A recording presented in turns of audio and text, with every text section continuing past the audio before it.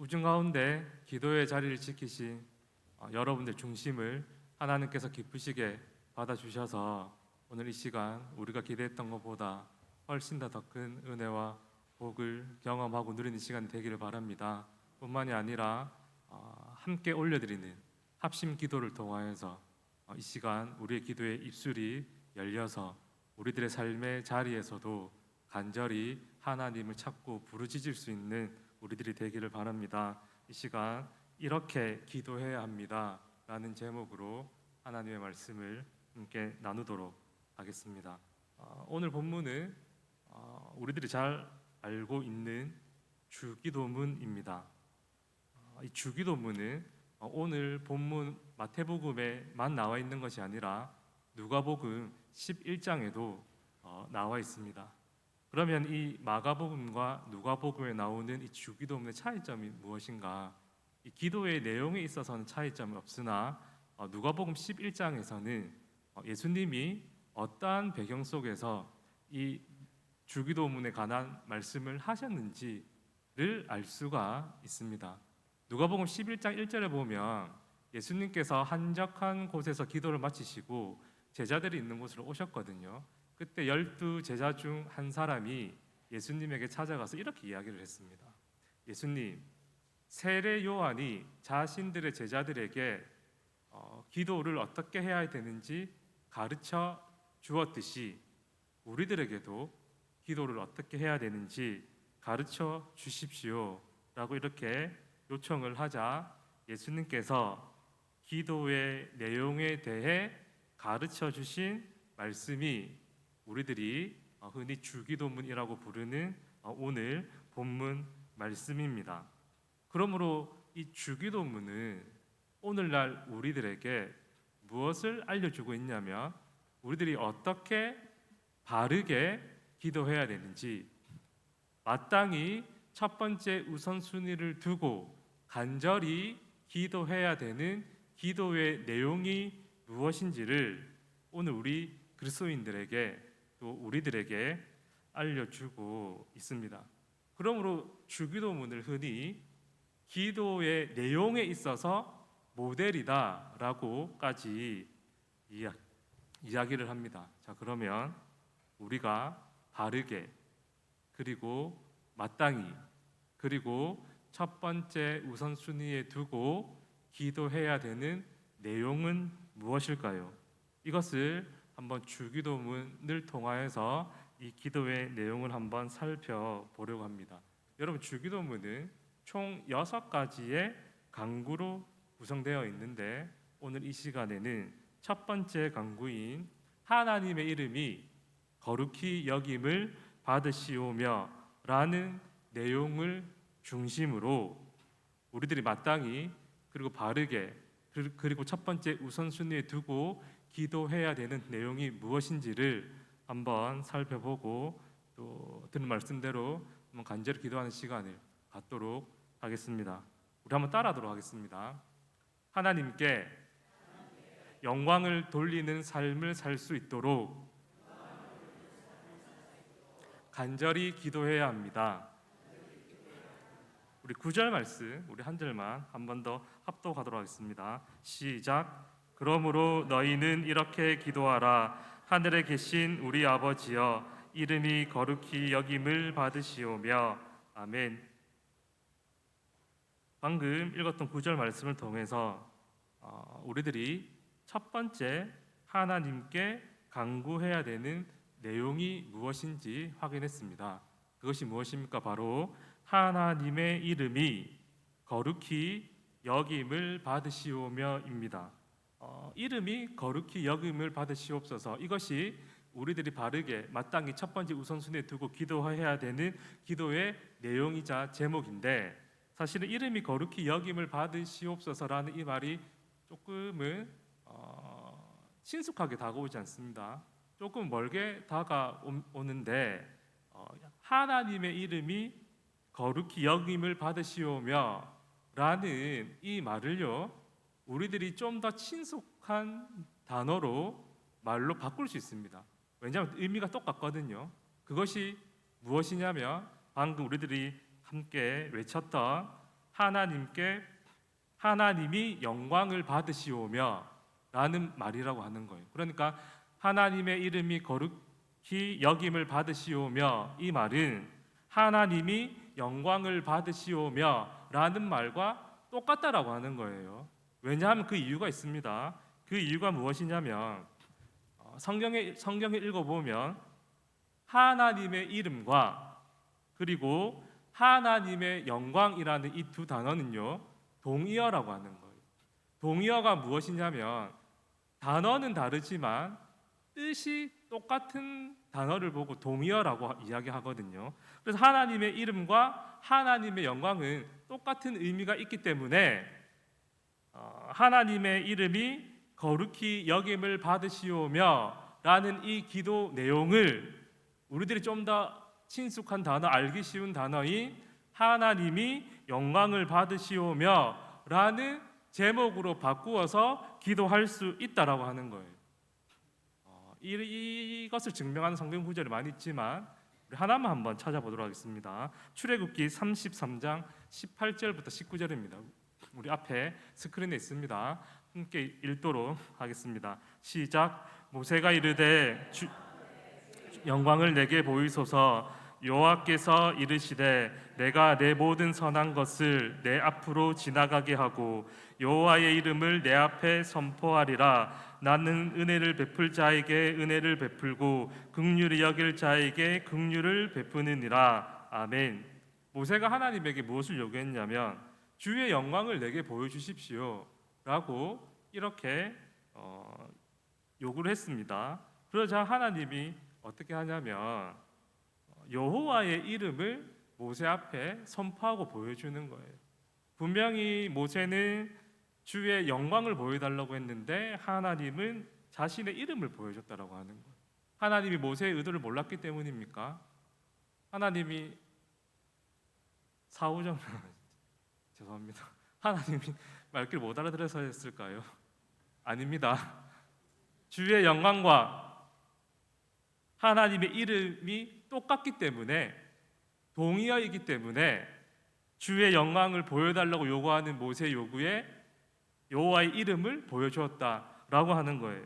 그러므로 여러분, 우리들이 마땅히 하나님의 이름이 거룩히 여김을 받게 해 주십시오라고 기도해야 되는 이 내용은요, 하나님이 영광을 받으시옵소서라는 기도 제목으로 기도할 수 있다라고 하는 거예요. 하나님이 영광을 받아 주시옵소서, 이 기도 제목이 훨씬 친숙하고 편하지 않습니까? 이해하기 쉽지 않습니까? 그런데 이 하나님의 영광은 어디서 어떻게 받냐면요, 하나님은 우리의 삶을 통해서 하나님 영광을 받으시거든요. 그래서 우리들이 어떻게 기도를 해야 되냐면 하나님께 영광을 돌리는 삶을 살 수 있도록 도와주십시오, 함께해 주십시오, 역사해 주십시오 라고 우리는 마땅히 그리고 바르게 첫 번째 우선순위를 두고 기도해야 된다라고 하는 사실입니다. 자, 그러면 우리들이 마땅히 구해야 되는 하나님께 영광을 돌리는 삶을 살아갈 수 있도록 도와주십시오 라는 기도를 드리기 위해서 우리는 먼저 그러면 도대체 하나님의 영광을 돌리는 삶이 무엇인지를 알아야 될 거 아닙니까? 하나님께 영광을 돌리는 삶이 무엇인지를 알아야지 그 기도 제목을 두고 간절히 기도할 수 있지 않겠습니까? 그래서 지금부터 하나님께 영광을 돌리는 것이 무엇인지를 함께 나누려고 하는데, 이것을 알기 위해서는 먼저 이 영광이 무슨 뜻인지 알아야 됩니다. 그래야지 하나님께 영광 올려드리는 삶을 살 수 있지 않겠습니까? 여러분, 이 영광이라고 하는 이 단어는 히브리어로 카보드입니다. 카보드. 이 카보드라는 히브리어 단어를 우리나라 말로 영광으로 번역했는데, 이 카보드의 문자적인 이러한 뜻이 무엇이냐면 묵직하다, 무겁다라는 뜻을 가지고 있습니다. 그런데 이 카보드라는 이 히브리어 단어를 영광이라는 말로 번역을 할 때에 특별히 이 단어가 하나님과 관련된 상황에서 이 영광이라는 말을 쓸 때는 문자적인 의미로 무겁다라고 하는 무게를 나타내는 뜻으로 사용한 적이 없습니다. 그러니까 이 영광이라는 단어를 하나님을 향해서 사용될 때, 수식할 때 하나님께 영광 올려드린다, 뭐 주님께 큰 기쁨과 영광 올려드린다라고 할 때 원래 이 영광이라는 뜻은 무겁다, 묵직하다라는 뜻을 가지고 있는데 하나님을 향해서 이 카보드라는 단어가 사용될 때에는 문자적으로 사용된 게 아니고 비유적으로 사용했다 이 뜻입니다. 그럼 어떻게 비유적으로 사용했는가? 이런 것입니다. 여러분 굉장히 공부를 많이 하고 학식이 깊은 사람을 보고 우리는 석학이라고 이야기하잖아요. 석학이 있다고 한번 생각해 볼게요. 한 분야에 최고의 권위를 가지고 있는 석학이 있습니다. 근데 그분이 공부를 열심히 해서 그런지 모르겠지만 몸무게가 40kg밖에 나가지 않습니다. 제 반밖에 나가지가 않는 거예요. 툭 치면 넘어갈 것 같습니다. 그 사람이 지금 여기 앞에서 나와 있는데 그 사람을 보고 혹시 여러분들 가운데 뭐 저분 왜 이렇게 가볍고 빼빼해? 왜 이렇게 사람이 날려? 왜 툭 치면 넘어질 것 같은데 사람 왜 이렇게 없어 보여? 라고 생각하실 분 있습니까? 아닙니다. 비록 40kg밖에 나가지 않으나 그 석학을 보면 굉장히 묵직하고 굉장히 무겁게 느껴지는 거예요. 이유가 무엇입니까? 그 사람이 가지고 있는 지식 때문입니다. 지식. 또 한 분을 이야기하면 이렇습니다. 지금 고인이 되었지만 예전에 그 초등학교밖에 졸업하지 않는 재벌이 있지 않았습니까? 저는 그 사람 직접 보지 못했지만 어릴 때 TV로 봤거든요. 그래서 대통령 후보가 나왔을 때 초등학교 막 얘기 나왔을 때 딱 봤는데 초등학교밖에 안 나왔지만 TV로 보았을 때 굉장히 묵직하고 무겁게 보이더라고요. 이유가 무엇이겠습니까? 왜 많이 배우지는 않았지만 그분은 굉장히 무겁고 묵직하게 보였을까요? 왜냐하면 그분이 가지고 있는 돈 때문입니다. 그가 부자이기 때문입니다. 그러면 여기서 말하는 묵직하다, 무겁다라고 하는 이 말은요 무게를 이야기하는 것이 아니고 하나님을 향해서 그 묵직하다, 무겁다, 영광을 올려드린다라고 할 때 무게를 이야기하는 것이 아니고 바로 남들보다 월등하게 뛰어난 어떤 탁월함을 보고 바로 묵직하다라고 하는 거고 그 탁월함이 바로 영광이라고 하는 거예요.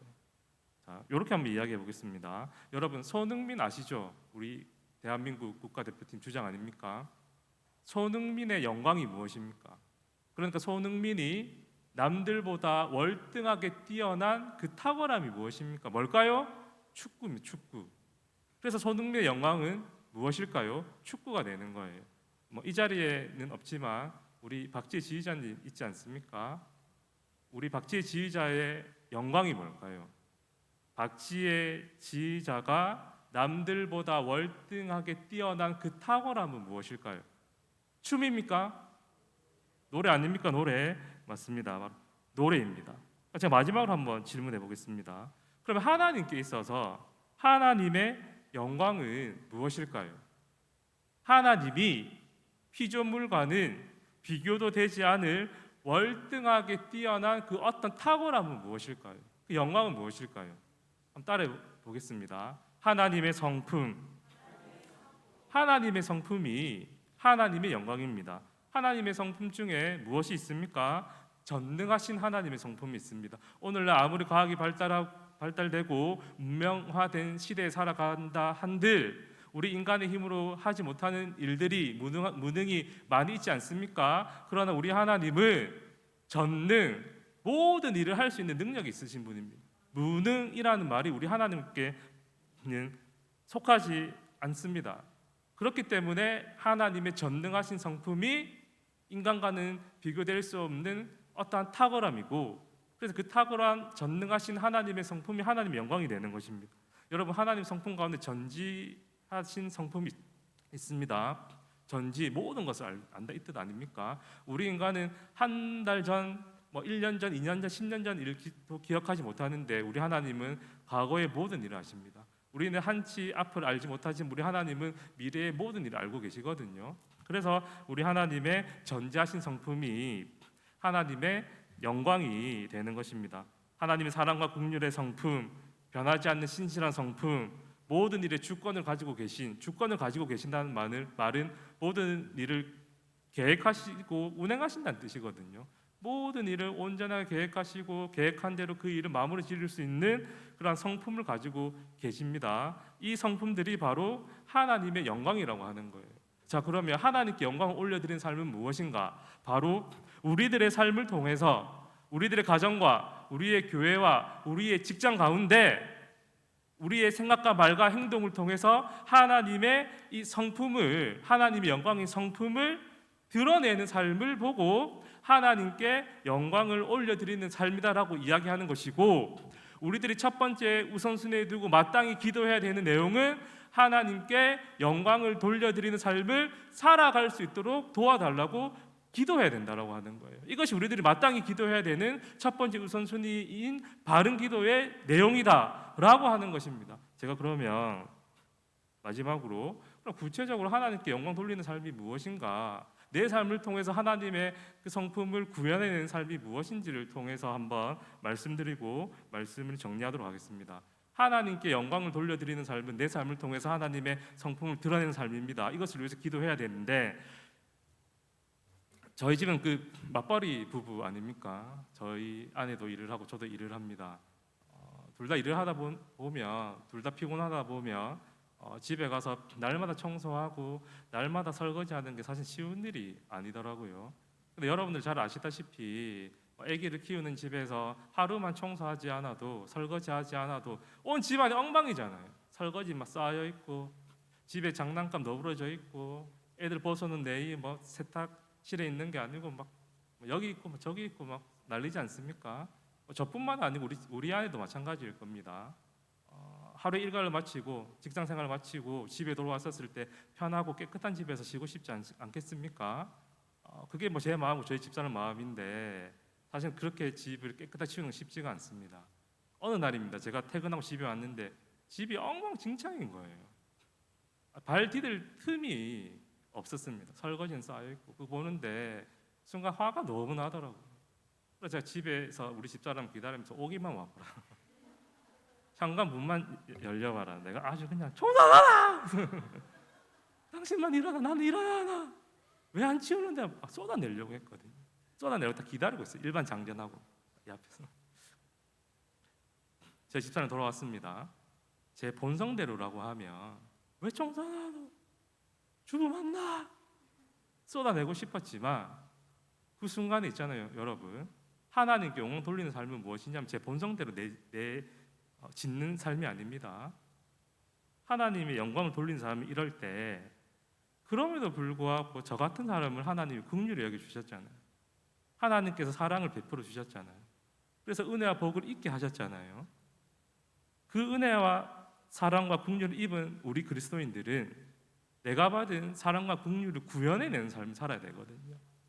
내 본성으로는 우리 집사람한테 다 쏟아내고 싶지만, 그때 내가 하나님께 받은 은혜와 긍휼과 사랑을 기억하면서 내 본성대로 지르지 않고 아무 말 하지 않고 더러워진 거실을 치우고 쌓여 있는 주방 쌓여 있는 설거지 내용을 설거지할 때, 그때 제 눈에는 보이지 않지만은요, 제 뒤에는 하나님의 사랑과 긍휼의 성품이 해같이 빛나는 거예요.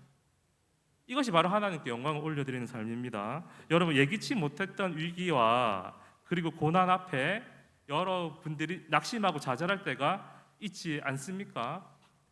그 고난 앞에 하나님 향해서 우리 손가락질하고 싶잖아요. 원망하고 싶잖아요. 하나님, 내가 얼마나 이렇게 신앙을 생활하면서 열심히 살았는데 이런 고난을 주십니까? 하나님 살아 계신 거 맞습니까? 라고 하나님을 향해서 손가락질하고 원망하고 싶을 그때에, 내 본성대로, 내 제된 본성으로 하나님을 향해서 대적하고 싶은 그때에 하나님의 성품을 기억하는 거예요.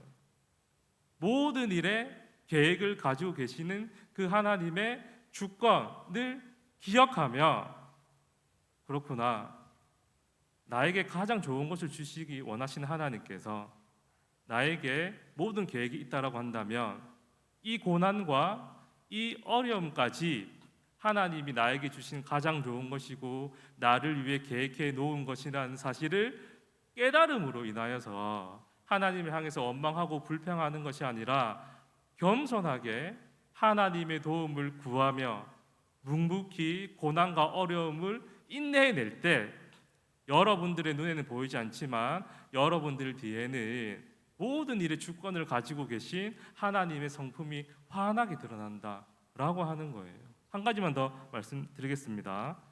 우리들은 미래를 알지 못하기 때문에 미래를 대비할 수 없습니다.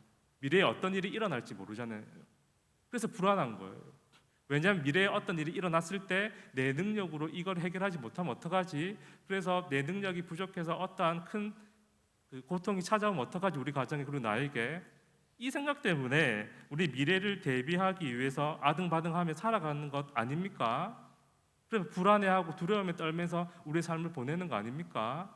그러나 이때 비록 우리는 전능하지 못하여서 모든 일을 해낼 능력은 없지만 전능하신 하나님이 우리 아버지 되시고 그 하나님께 나의 삶과 나의 앞일을 맡길 때에 모든 일을 할 수 있는 전능하신 하나님께서 나를 통해서 역사하신다라고 한다면, 그 사실 믿는다라고 한다면 우리들 불안해하지 않고 두려워하지 않고 이 세상에서 아등바등거리며 사는 것이 아니라 전능하신 하나님께 내 모든 것을 맡기며 그분의 손길을 구하고 그분을 의지할 때 여러분들 눈에는 보이지 않지만 여러분들 뒤에는 하나님의 전능하신 성품이 해같이 빛난다라는 사실입니다. 사랑하는 성도 여러분, 우리는 이렇게 하나님의 영광을 돌리는 삶을 살아가기 위해서 어떻게 해야 된다고요? 하나님께 간절히 첫 번째 우선순위를 두고 기도해야 합니다. 이러한 하나님께 영광을 올려드리는 삶은 어떤 삶이냐면 나 자신을 죽이는 삶입니다. 나의 본성을 내려놓고 하나님이 내 삶의 주인 되는 삶입니다. 그래서 하나님의 성품이 나의 삶을 통해 환하게 드러내는 삶입니다.